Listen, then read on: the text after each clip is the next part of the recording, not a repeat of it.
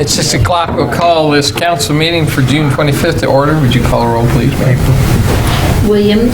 Yes. Hay. Yes. Miller. Yes. Briggs. Yes. Shivers. Yes.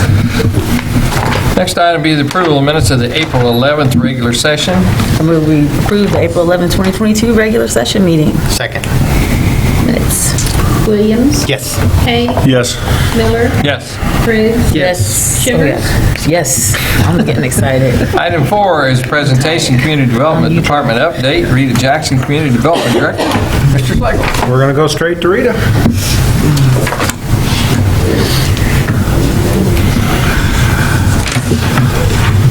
Good evening, Council. Good evening. Tonight we have for you the presentation and update of the Community Development Department.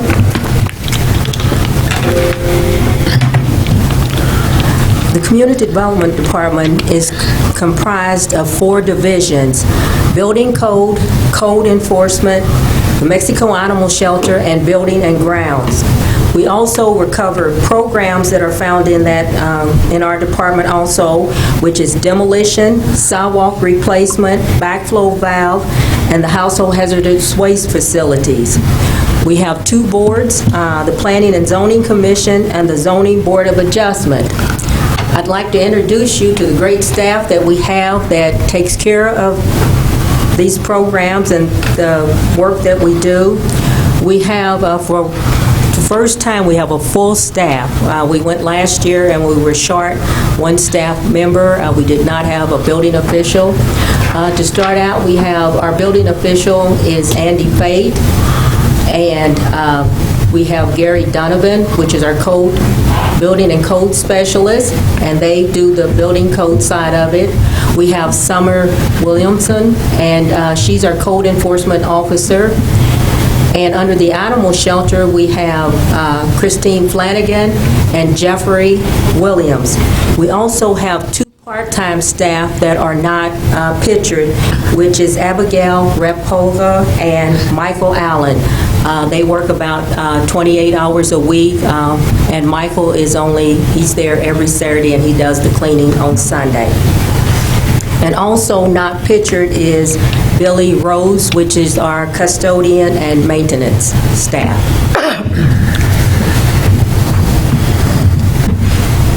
Go the right way. And what we're going to do tonight, we're going to do something a little bit different. We're going to start out with our building code side, and what we will do tonight, we're going to have Andy, our building official, to come up and present the update on the building code side.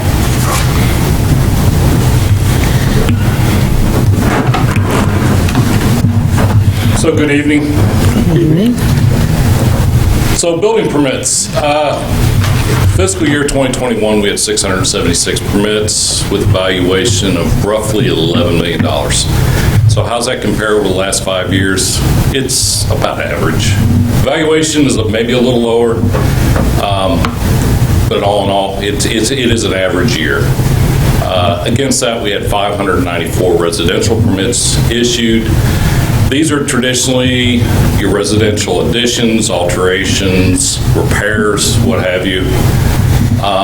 In amongst that, of that $3 million valuation is 17 new residences at $1.5 million. Things to kind of draw your attention to. 17 residences, 12 of those are actually built by a single entity as rental properties. The other 5 are owner-occupied facilities. They are 1812 Western, 3866 Redwood, 1602 Lawrence, 607 Sunrise, and 1204 Plum. And what we're talking about there are roughly 1,500 square foot, 1,500 to 2,500 square foot. This is a remainder. The other thing to kind of notice is when I'm talking about the 12 residences that are by the single entity, they're primarily the same floor plan. Maybe reversed, what have you, but they all sit on about a 970 square foot plan. 5 on the house. Against commercial, we had 82 commercial permits issued.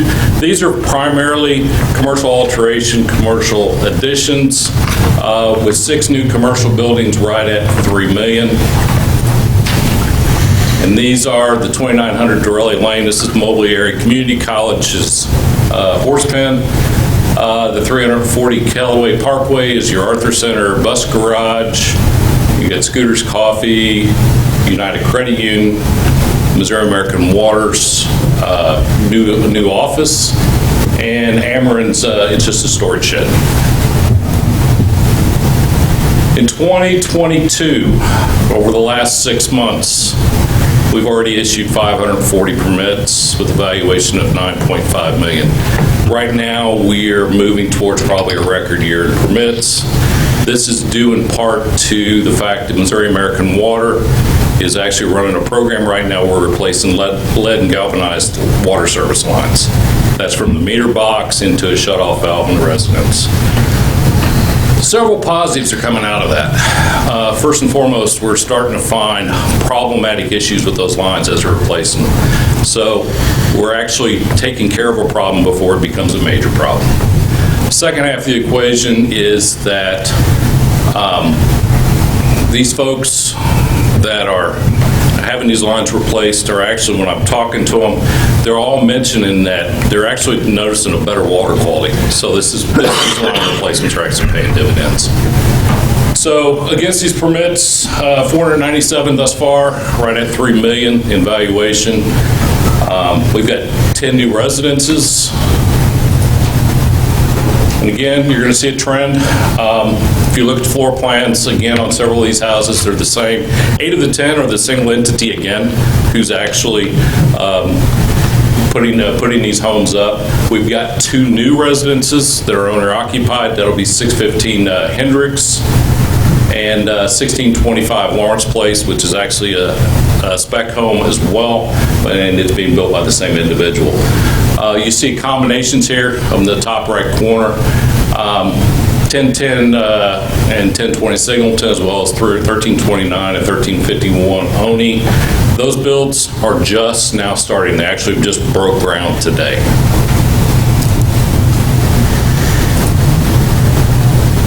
Against commercial, we've got 43 commercial permits issued already this year at a roughly $6.5 million. 9 new commercial structures. So these are the ones that we're looking at. The Oaks Cart Shed, the A&T Cell Tower, KFC. Simmons has actually just put in a slab with their storage units over on Clay Street, and then the MMA Pavilion. The Final Four Flowmaster has actually just got their footings and slab poured for their new office. We've actually just broken ground on Abacus's lot on Lakeview for their major addition. MMA is waterways long on now their baseball field, and Callaway Fields is actually doing a small addition as well. So opportunities. So I've been in this position for 6 months. I will tell you, for the last 30 years, I've primarily drove the same way to work every day. Didn't really see much other than back and forth to work and maybe to Walmart's, Mosier's, what have you. In the last 6 months, this has given me an opportunity to see the town again. What am I seeing? So majorly is the property maintenance of single-family dwellings within our various neighborhoods is really starting to decline. I've met with Bruce and with Rita in regards to this, because it kind of concerned me, because there is no way the city right now can help a lot of our residents with these property maintenance repairs. I understand programs have existed in the past. Kind of looked into what the federal government is doing. The federal government used to have programs that were geared towards not just your urban settings, but right now the only thing that you're actually seeing are HUD programs, which are geared for urban renewal. The opportunity is the fact that we have 2 residences that are in the process of being donated to the City of Mexico. These 2 residences could be sold to actually fund that maintenance program. And this is one of those things we're actually going to start looking towards with your guys' guidance. Both these properties, it's in just the starting phases. So we've had verbal communication with the owners. We're actually working with our lawyer now to actually move forward with this process.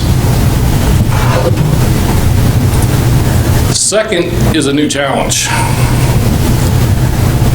When you look at new challenges, one of the things that you're really starting to see across it is the City of Mexico is solar power or solar energy. There has been a significant increase in purchase and installation of solar panels on new residences across the board.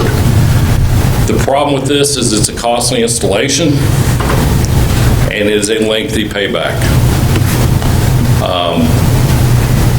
One of the functions that our department does is actually looks at that final installation. The question being, how do you actually inspect something that not too many people are familiar with? Actually doing a lot of research, it's come to my understanding that there's actually a ICC code that we have not adopted yet. It's called the ICC 2015 ISEP, or the International Solar Energy Provision. This code is a culmination of NFPA 70, NEC 2014, the IRC, the IBC, Energy Conservation Code, a lot of which we've already adopted. But there are 3 elements that we have not adopted, which are the solar rating. It's an SRCC. I'm sorry, it escapes me, but it's actually 3 codes. It's 100, 300, and 600. We've actually obtained copies and are actually in the review phase right now. Once we get a good feel for this, we'll be actually reaching out probably for adoption of this code as well. The second half of this is we were just recently contacted by a group who would like to install a solar farm within the city limits. The City of Mexico right now does not recognize the zoning requirements or allowances for a solar farm. Reviewing our zoning requirements, it looks like it actually fit into an A, which is an agricultural. We also utilize the A for a kind of a holding spot for those parcels of ground that we're looking to annex. So I will be working with the Planning and Zoning Commission over the next several weeks, maybe a month, to actually kind of get a good feel for how this needs to fit, and then we'll be making recommendations up through you guys. Okay, I am going to turn this back over to Rita, who will introduce our code enforcement.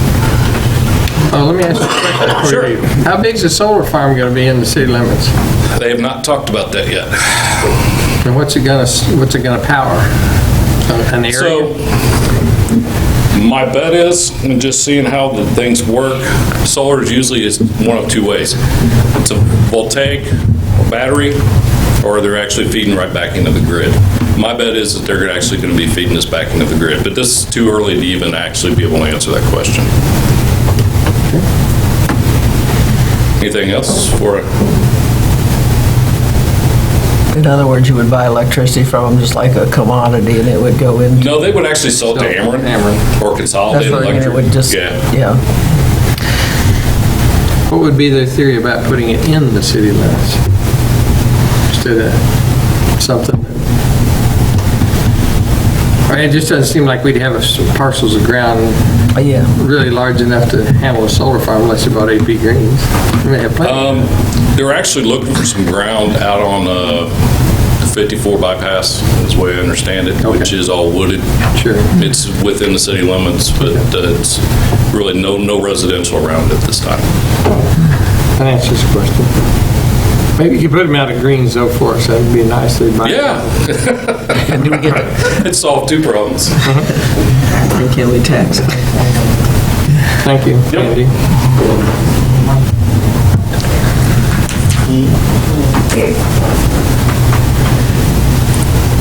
There you go. Now we'll do an update with our code enforcement. As you all know, the code enforcement covers our tall weeds and grass, junk, trash and debris, unlicensed vehicles, parking in the front yard, putting trash cans out before the 24-hour notices. And what city staff does is basically we try to go out with door hangers and address the issue. Then there's a standard letter that we send out, a 7-day notice. A certified letter then goes out, and then we issue a summons to have the work cleaned up.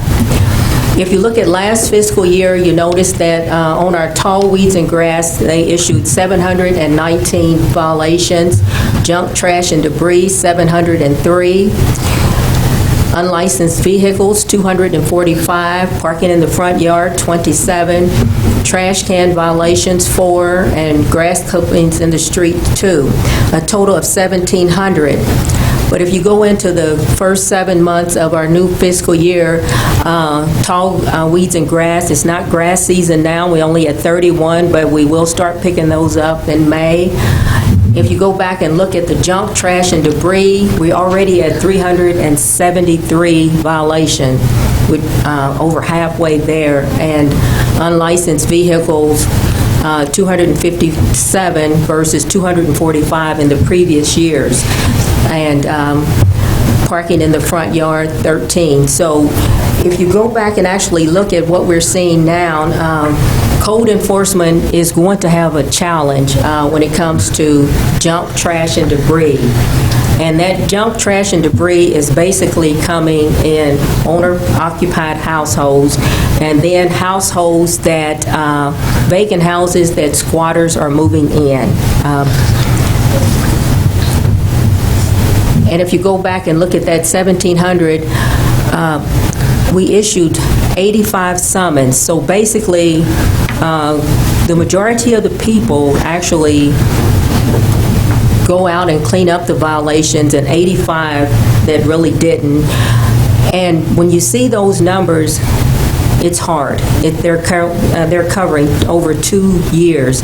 We're not getting them to actually clean up the debris. We have actually went out to try to abate the nuisance, and what we're running into, we can hire a contractor, we can set the dumpsters there, and basically we don't get the job done because they are taking the things out of the dumpsters as quick as we put them in, and we'll have to remove, we're moved from the property if they're there. So it's really a challenge at this point, and you're seeing lots of houses that are right now are vacant for some reason, and people are actually just moving into them.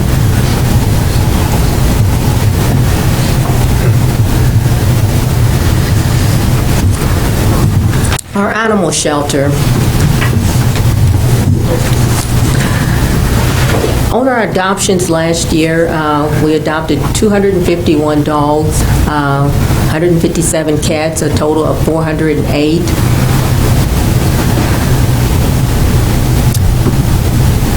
We actually returned to owners 106, and 12 cats, a total of 118. We find that lots of our animals are not vaccinated or don't have tags, and they are actually hard to return to their owners. We do notice that because we do have a spay and neuter program, and our dogs are doing really well. What we bring in, we get adopted, and they're actually a return to the owners. Our cat population, it's a challenge for us right now. We get in litters of cats. Cats are not tagged, or they're not on leashes, and we were interested in, what the Humane Society is actually asking the city to do is if we could do a catch and release program.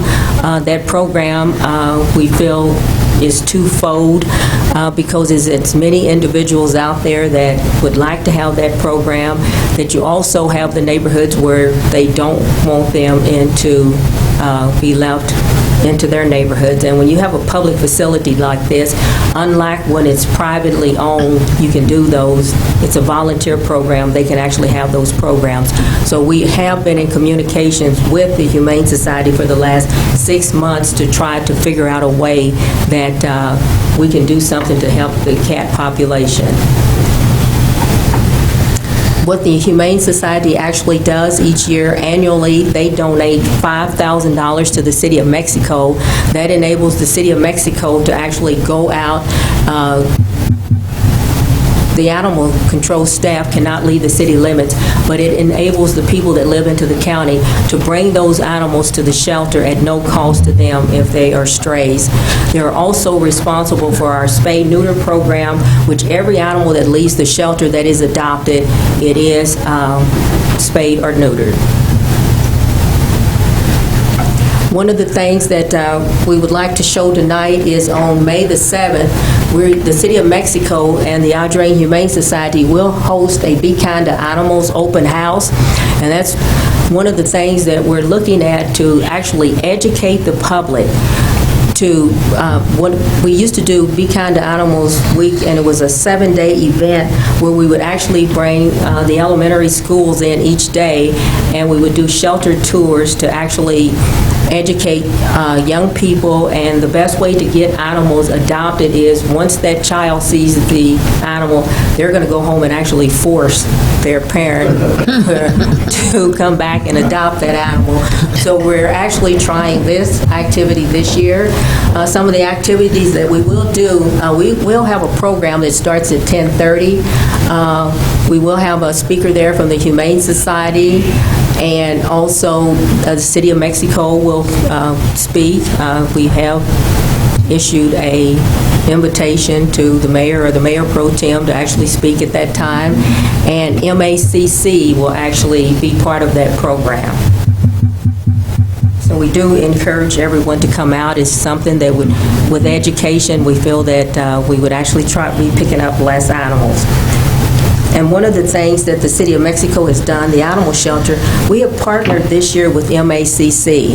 They have a vet tech program, and this semester what they're actually doing, every Thursday of the month of April and May, the City of Mexico takes 4 animals, dogs or cats, to the facility, and the program this year time is offering dental, cleaning, and vaccination to the animals. We feel that it's a great program that some of our animals are getting, which they would not get if that program was not there.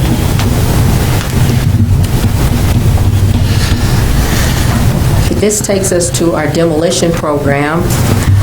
As you know, that we do have a demolition program which is for residents, single-family residents, and garages. And in the last fiscal year, we actually demolished 10 single-family dwellings and 1 duplex. One of the things that we're seeing, some of these units that we're actually tearing down now, these are more of houses that we have had placard in the past. You know, most of our volunteer programs are kind of coming to an end, and the houses that we placard years ago that are now actually been taken down. And in the last fiscal year, we had a total expenditure of $85,723. And these houses are in every neighborhood. Just see some pictures. Currently, our demolition program is very busy. To date, we have demolished 4 single-family dwellings and 5 garages. And at that point, we have spent $31,743. And what the demolition, what the cost that we look at, each house that we get, we have to do a title search to ensure that the house that we're going to demolish actually belongs to the person that is signing that demolition agreement. We also have to have every garage, accessory building, or dwelling, we have to have it inspected. The reason that each house has to be inspected is because the City of Mexico does a magnitude of housing. a property owner could actually go out and do that same demolition and not have to have it checked for asbestos because of the magnitude that we do. We have to have it inspected. And once the inspection comes back, we have to have that asbestos removed. And some of the houses that we're dealing with now are older houses. In the past, we had demolitions that were not as old as what we have now. And we have that demolition cost and then the dump fees. If you would notice on some of the current, that 408 West Maple, that was a fire-damaged house. The City of Mexico, we do have a policy that on a fire-damaged house, and we have an ordinance that states that 25% of the proceed must be sent to the City of Mexico. And basically what that does, it ensures that that house will actually be properly demolished, where the homeowner has the right to come out and demolish it themselves, and we return the funds back to them. But if the City of Mexico demolishes the house, we will, if they don't have enough of proceeds to actually get it down, we do not charge them any additional funds. And if it costs less than what the proceeds were that we're holding, we will give that money back to them, but we would take out all the costs that it would to have the property demolished. The house at 408, there were no actually insurance proceeds on that. So currently in this fiscal year, the 4 houses and the 5 garages, and we spent a total of $31,743. We have a very big list pending right now. We still have 7 houses that we are in the process of demolition, demolished. The house at 619 Baker, I'm pretty sure you all are aware of. That's one of the houses that also is in our code enforcement house program. That's one of the houses that we try to do an abatement on. Because the front yard and the house and everything is full of junk, trash, and debris. That's a house that we were actually asked to, we were removed from the premises and we did not get it accomplished. Staff has worked hard, and we have found 3 owners. All 3 owners have signed a demolition agreement to have and we will be able to have that house demolished. We got the asbestos inspection report today. There's no asbestos in that house. So one of the next houses that we will see that will be demolished should be that particular house.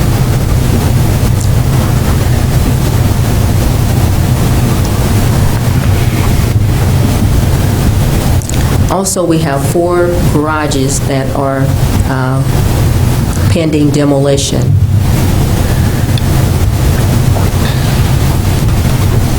And council has been very generous with our demolition program, and I will say at this point, the number of demolitions that are coming in, and their own houses that are actually been placard, they've been sitting there, and the word of mouth is actually getting out. We're actually getting people to come to City Hall and actually ask, can they be on this program? Or they were in neighborhoods and we've seen where demolitions have happened, and so we would hope that anything that we don't get finished this year, we can carry over and maybe might ask for a few more dollars over the next fiscal year. Question. Yes. With the demolitions, I just had this asked earlier this week. On demolitions, do they still keep their title when we do it? Or does the property go to the city? On a volunteer demolition where they sign the agreement, the property stays with the owners. That's what I thought, but I wanted to make sure. And you have 2 forms of demolition.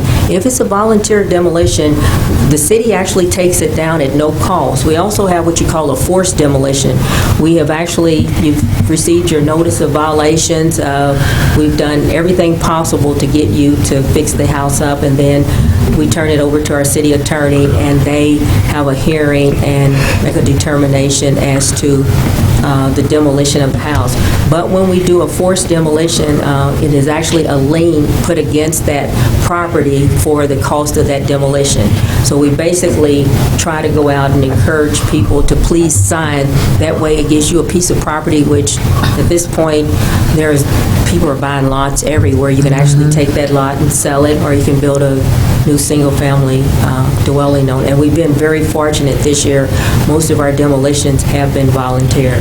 We do have several, maybe 3, that we turned over to our new attorney to schedule the forced demolitions.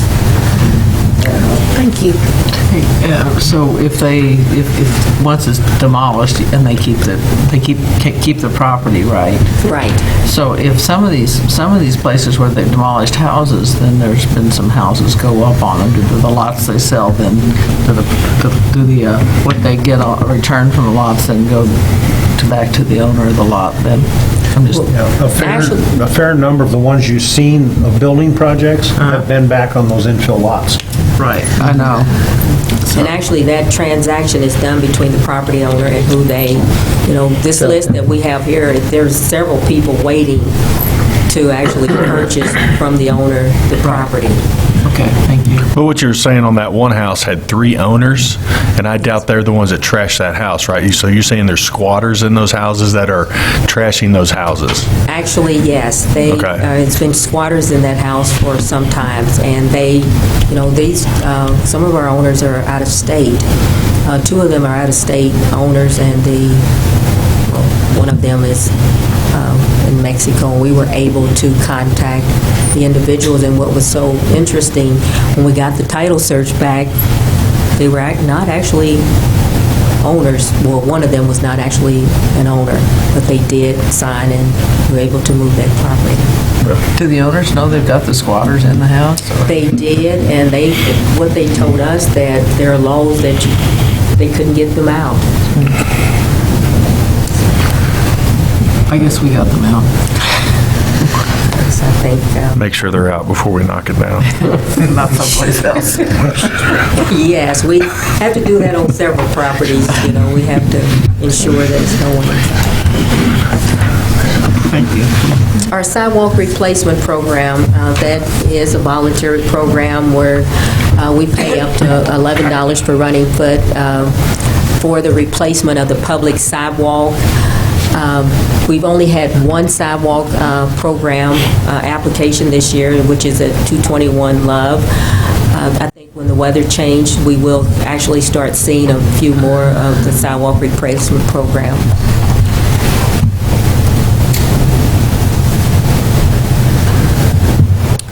Our backflow valve program, it's a volunteer program. It's for the installation of backflow valves. It's an owner-occupied or rental properties are eligible to apply for the program. Some of the requirements is that it be a licensed, insured contractor of the owner's choice. And the participation is actually between the owner and the city. The city pays their 50% upon completion and final inspection, and a permit has been issued, and we pay to the actual owner. They have to bring in a receipt to show that they have paid for the installation of that backflow valve. And the maximum contribution is we pay up to $500. We actually installed one in the last fiscal year was 614 North Jefferson, and in the current fiscal year, 115 Pleasant, and it's pending.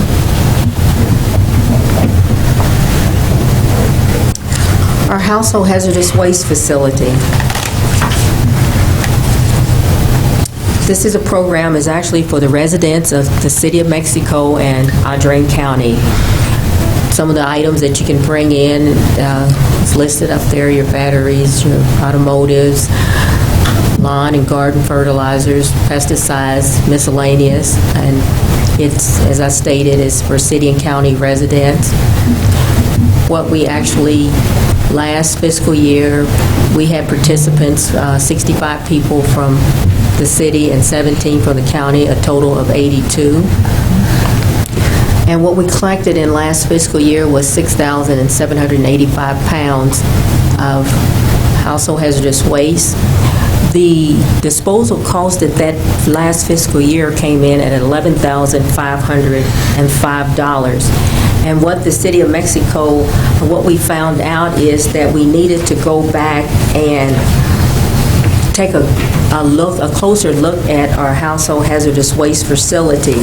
And some of the things that we had to do is that we got rid of latex paint. You can no longer bring latex paint to the household hazardous waste facility. What you can do with that, you can put cat litter in it or shredded paper, and we did talk to Danes, and after it dries out, you can actually put it into the trash can.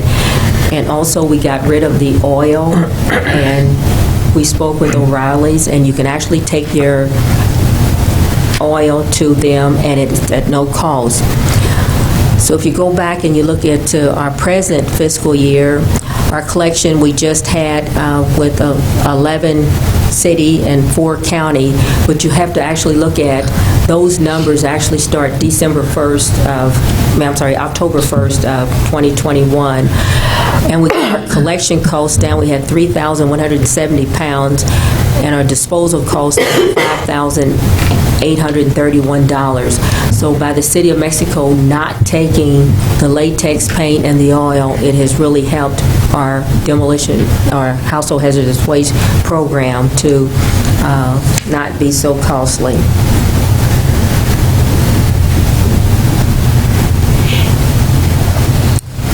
That takes us now to our Planning and Zoning Commission. As you can see, it's a 7-member board. In last fiscal year, we addressed 1 alley vacation, 1 code amendment, 8 preliminary and final approval on subdivision plats, and 1 plan unit development. Currently in this fiscal year, we had 1 plan unit development and 1 rezoning request. All of the planning and zoning cases were all approved and moved forward to the City Council for final approval, except for the one that we just had at our last current meeting, which was the rezoning request on Huntingfield. That needed to be from an R1 to an R2. That was actually voted 1-4 on our planning and zoning, which still has the right to move on to City Council. Mr. Hoover sent a letter to the city stating that he would not like to move forward on that rezoning, and the potential buyer for that land, he withdrew his bid, and so that did not move on to City Council. Did say that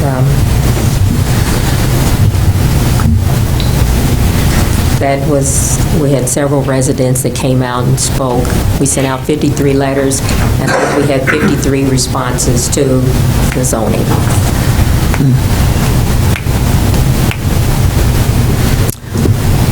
Zoning Board of Adjustment, we have not had any cases in 2021 or the current year. That's basically a board, a zoning board, which basically they would meet just say that if it was a mistake on behalf of the building inspector, you have the right to bring it before that board and be heard. And we have not had any in the last 2 years. And we're also short members for that board. That's a 7-member board, and we have 5 members, so we are looking for applicants for that board. Building and grounds, our elevator. The elevator installation, it is complete at this time as far as what Cone is going to do. Basically, we're waiting for the phone line from Charter, which is my understanding could be a 2 to 3 week process from the time that they left. Once we get that phone line in, Cone will come back and do the final inspection and turn the elevator back over to the City of Mexico. So we might be taking these steps for a while. Well, I think we're going to put in a call to them and just see where we stand, but I think we already have 1 week under our belt, so it's looking better. I'm enjoying the steps. Good exercise. Speak for yourself. I knew you was feeling it coming up today. That concludes the community development update. We will be more than happy to answer any questions, and we appreciate your time. Thank you. Thank you, Rita. Anybody have any more questions? Thank you. If not, at this time, we'll go to resolutions. First resolution is Bill 2022-22, a resolution authorizing the city manager to execute agreements for various organizations for recommended funding for the Mexico tourism tax. Mr. Slagle. Yes, Your Honor, the Tourism Commission has met. They received requests for funding. They've reviewed those, and they have recommendations for you. And to cover that recommendation, Roger Haynes. Good evening, Council. The Mexico Tourism Commission did meet via Zoom on Tuesday, April 19th, and as part of that meeting, they reviewed 4 applications for advertising funding. The first one was an actual request from the Mexico Tourism Commission itself, and that is for being able to place 2 tabloid Missouri tourism recreation guides into the Columbia Missourian in the months of May and November. This will list entertainment and activities for the surrounding area, and this guide is delivered to the Missourian subscribers as well as distributed to drop points throughout mid-Missouri, hotels and restaurants. The guide will also be available on the Columbia Missourian's website. The amount requested for that publication, those 2 publications, is $1,195, and that is what the Tourism Commission recommends to be funded. The next event is put on by the Mexico Young Farmers, and that will be the 2022 Tractor, Truck, and Pull. That will be held on Saturday, June 11th. They've asked an advertising amount in the amount of $5,966. The Commission recommends that be funded for $4,500. In the past, that has been funded in the amount of $4,000 for a number of years, and last year that was bumped up to the $4,500 level. Estimated attendance for that event would be approximately 2,000. The third request comes from Simmons Stables Preservation Fund Incorporated. That is for their International Saddlebred Hall of Fame ceremony, which will be held on June 11th. They requested advertising funding in the amount of $750. The amount recommended is $275. And the difference between those two is that they had individual invitations to go out to specific people, and that would not qualify for advertising funding through the tourism fund because it's not actually a public publication. They anticipate attendance of approximately 150 people. And then finally, we have a new request by the Anointed Life Saving Ministries Incorporated. This is to help promote the Juneteenth activities to be held in Mexico on the dates of June 17th, 18th, and 19th.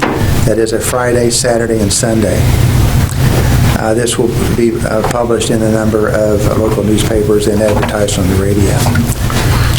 And with that being approved, we do have with us Anthony Henderson, the event coordinator for the Mexico's Juneteenth, and he would like an opportunity to address the council. Staff does recommend that council concur with Mexico Tourism Commission's recommendation and proceed with reading by title only and passage of the attached resolution. We're glad to answer any questions.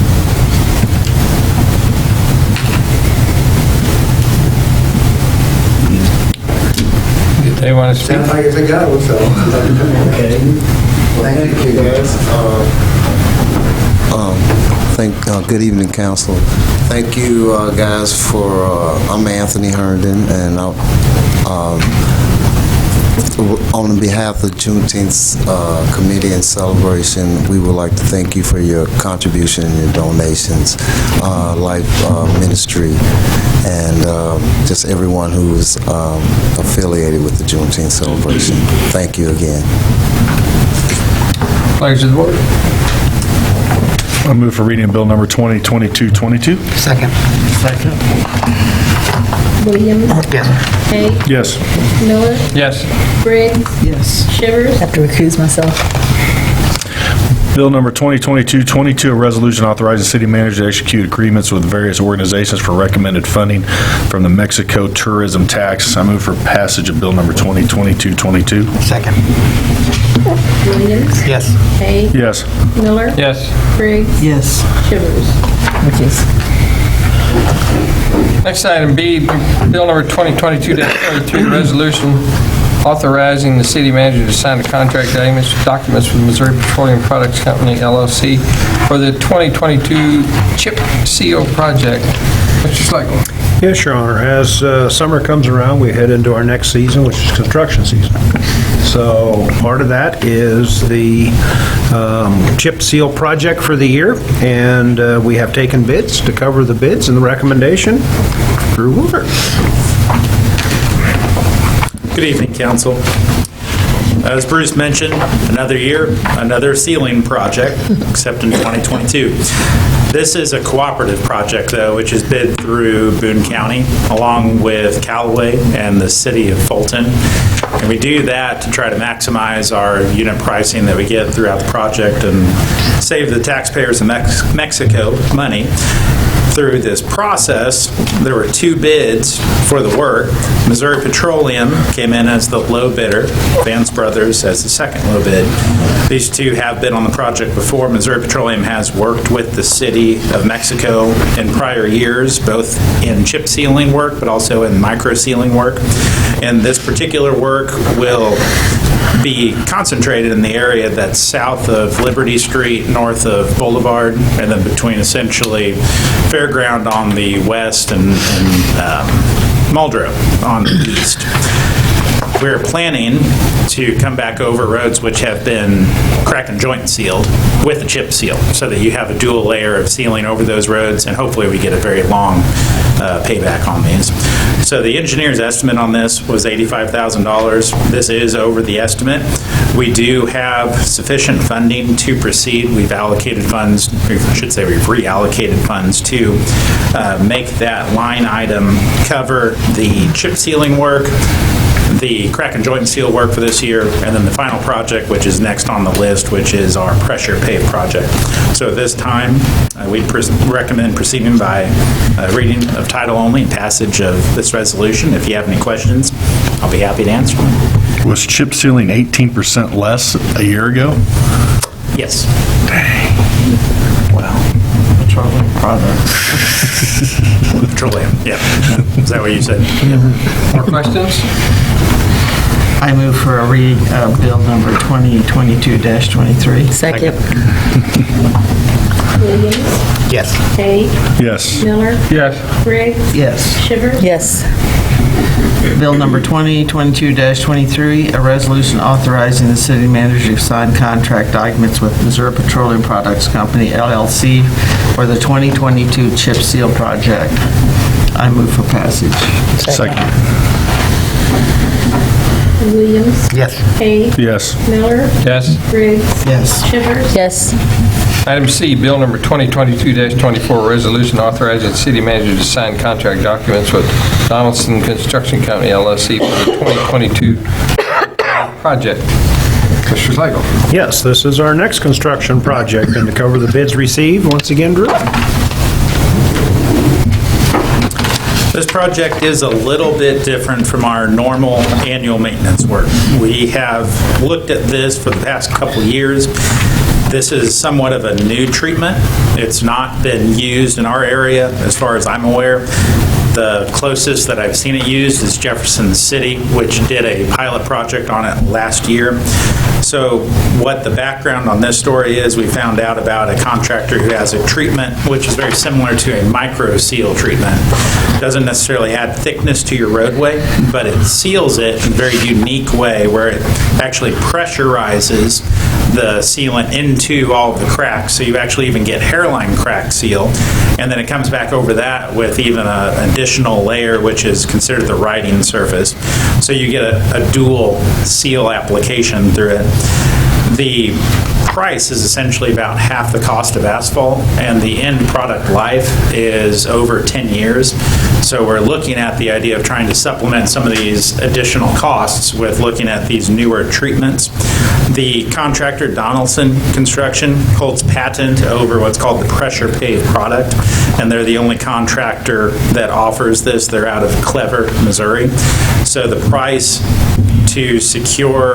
estimate for them to secure their mobilization and treatment of the roads, and generally this work is in the northwest area of town. So think north of Monroe and then west of Highway 15 in that area.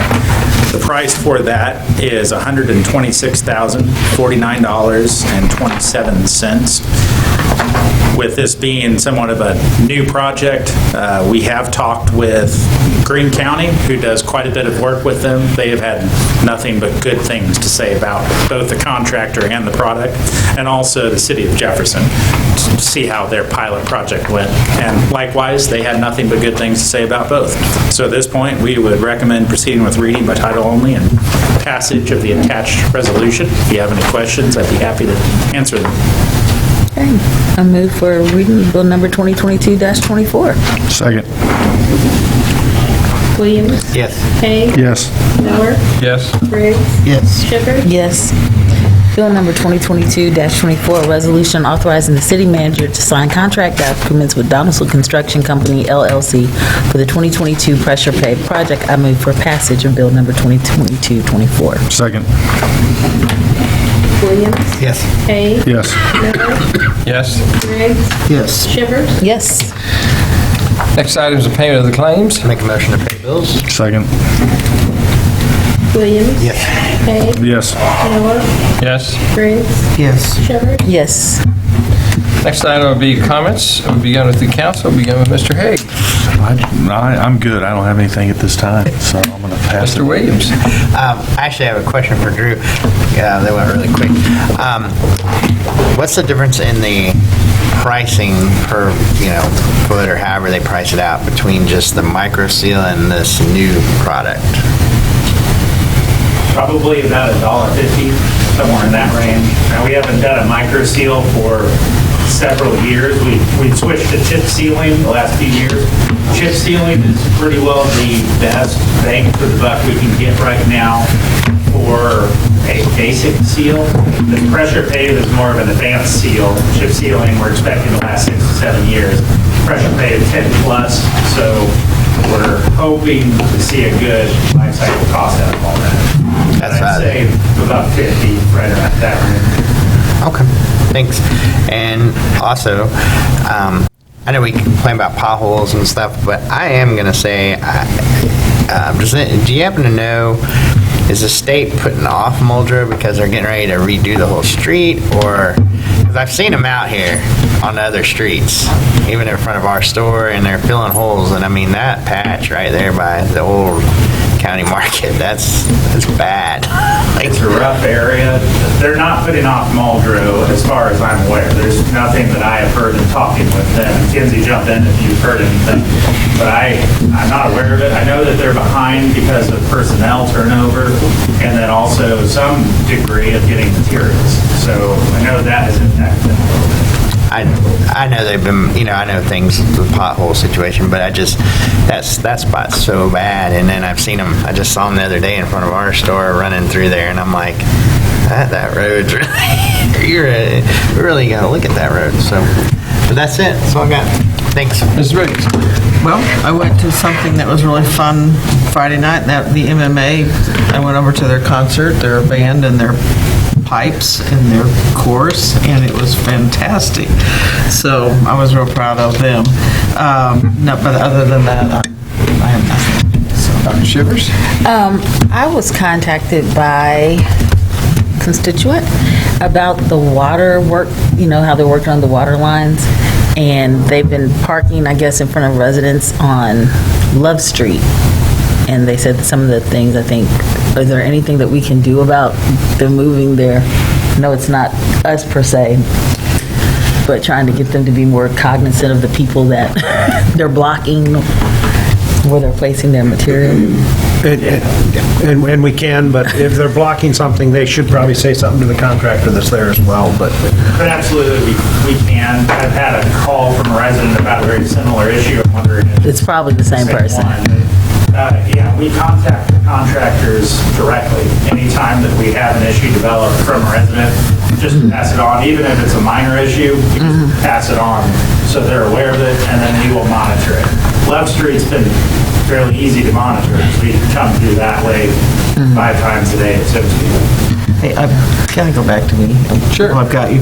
About the water lines you're putting in, would there be some reason why you might get some, all of a sudden get some darkness in the water when it first comes out of your faucet from any of that stuff? Because all that stuff that's going down Kentucky Road, I can't think of any other reason why I'd have that. On Kentucky Road? Well, it's in Briarwood. When I first turned the shower on, They shut the water off and then turn it back on. Sometimes there's scale from inside yeah, the pipe. that's what it looks like. Yeah. If they're working under pressure, you wouldn't expect to see a change, but if they've actually shut it down, you will sometimes get that first flood. This is the first morning I've noticed it, so. Is it a lead line replacement that they did? Or? I don't know, it's whatever they're doing. They're doing a lot of that project down Kentucky Road. And that's why I thought about that, because it looked like the times when something's been, as you say, turned off and turned back on. But that's what it looks like. Mr. Seigel? I have nothing this time, John. And I have nothing either, so at this time, we'll take public comments. If you'd like to make a comment, please come to the podium, state your name and address. Try to hold your comments to 3 minutes. Seeing nobody come forward, I move we adjourn. Second.